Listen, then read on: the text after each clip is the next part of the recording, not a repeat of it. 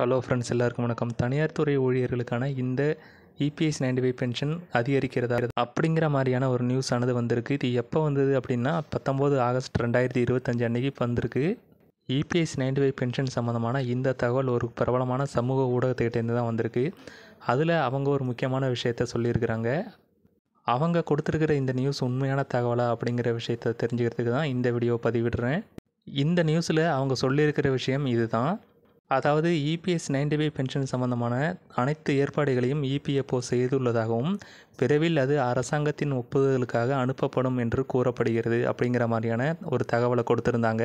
EPS 95 குறைஞ்சபட்ச ஓய்வூதியம் சம்பந்தமான விவாதங்கள் நடைபெறுறது உண்மைதான். ஆனால் இது சம்பந்தமான அனைத்து ஏற்பாடுகளையும் இபிஎஃப்ஓவே செஞ்சு அதை அரசாங்க ஒப்புதலுக்கு அனுப்புறதுக்கு வெயிட் பண்ணுறாங்க அப்படிங்கிற விஷயம் ஒரு பொய்யான தகவலாக இருக்கலாம். தனியார் துறை ஊழியர்கள் இந்த விஷயத்தை யாரும் நம்ப வேண்டாம் அப்படிங்கிறது தான் நம்மளோட கருத்து. ஏன்னா இப்போ வரைக்கும் இது சம்மந்தமாக எந்த ஒரு அப்டேட்டையும் இபிஎஃப்ஓ கொடுக்கல. அதனால் குறைஞ்சபட்ச ஓய்வூதியம் அப்படிங்கிறது இப்போ வரைக்கும் 1000 ரூபா அப்படிங்கிற மாதிரி தான் இருந்துக்கிட்டு இருக்குது. இது ஒரு பிரபலமான சமூக ஊடகத்தில் வந்த ஒரு தகவல் தான். அது எந்த ஊடகம் அப்படின்னு நான் சொல்ல விரும்பலை. இந்த பதிவு உங்களுக்கு யூஸ்ஃபுல்லாக இருந்துன்னு நினச்சிங்கன்னா வீடியோக்கு ஒரு லைக் கொடுத்துட்டு மறக்காமல் நம்மளோட சேனலை சப்ஸ்கிரைப் பண்ணிவிடுங்க.